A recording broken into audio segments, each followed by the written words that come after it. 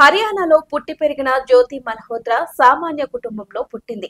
2018లో travel with Jo YouTube channel ప్రారంభించి హర్యానా, పంజాబ్, ఢిల్లీ ప్రాంతాల సంస్కృతి, ఆహారం, ప్రయాణ అనుభవాలను అద్భుతంగా తన ఫాలోవర్స్ కు అందించింది. ఆమె మాటలతో మనసు కట్టివేసే గుణం, సరళమైన వీడియోలు లక్షలాది ప్రేక్షకులను ఆకర్షించాయి. అయితే ఎప్పుడైతే 2023లో పాకిస్తాన్ లో అడుగుపెట్టిందో అప్పటి నుంచి ఆమె బుద్ధి గతి తప్పింది. అక్కడ ISI agent Ehsan ur Rahim alias Danish తో పరిచయం పెంచుకుంది. అది కాస్త శారీరక సంబంధం దాకా వెళ్ళింది. వాడి మాయమాటల్లో పడి దేశ ద్రోహానికి ఒడిగట్టింది. వాట్సాప్ ఎన్క్రిప్టెడ్ మెసేజ్ల ద్వారా భారత సైనిక స్థావరాల సమీప రహదారులు, ఆయుధ నిల్వల వివరాలను డానిష్ కు పంపింది. వాట్సాప్ ఎన్క్రిప్టెడ్ మెసేజ్ల ద్వారా భారత సైనిక స్థావరాల సమీప రహదారులు, ఆయుధ నిల్వల వివరాలను డానిష్ కు పంపింది దేశద్రోహి. ప్రస్తుతం 5 రోజుల పోలీస్ కస్టడీలో ఉంది జ్యోతి మల్హోత్రా. ఆమెకు చెందిన యూట్యూబ్, ఇన్స్టాగ్రామ్ వీడియోలను పోలీసులు క్షుణ్ణంగా పరిశీలిస్తున్నారు. ఓ వీడియోలో ఢిల్లీలోని పాక్ ఎంబసీలో డానిష్ ఇచ్చిన ఇఫ్తార్ విందులో జ్యోతి మల్హోత్రా పాల్గొన్నట్టు ఉంది. ఈవెంట్ లోనే పాకిస్తాన్ జాతీయ దినోత్సవం గురించి జ్యోతి మల్హోత్రా, డానిష్ మాట్లాడుకున్నట్టు ఉంది.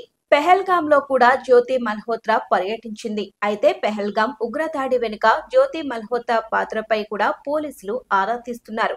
యూట్యూబర్ ముసుగులో దేశ రహస్యాలను జ్యోతి ఎలా చేరవేసింది, ఈ నెట్వర్క్ లో ఎవరెవరు ఉన్నారు అన్న దానిపై పోలీసులు మొత్తం ఆరా తీస్తున్నారు. జ్యోతి తన యూట్యూబ్ వీడియోలను గూఢాచార్యకు ఉపయోగించిన తీరు చూస్తే షాక్ తినాల్సిందే. అంత పగడ్బందీగా మన దేశ రహస్యాలను శత్రువులకు అందించింది. సైనిక స్థావరాల దగ్గరి ప్రాంతాలను షూట్ చేసింది.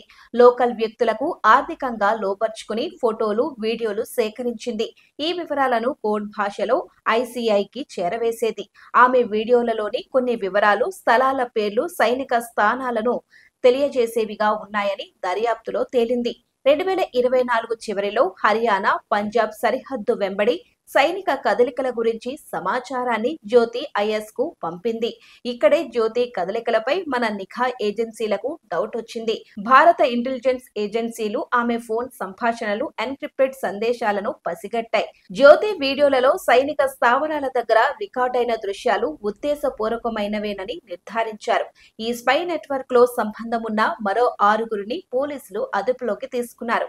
జ్యోతి ఫోన్, ల్యాప్టాప్లలో ఐఎస్ఐ ఏజెంట్లతో సంభాషణలు, సైనిక స్థావరాల చిత్రాలు లభ్యమయ్యాయి.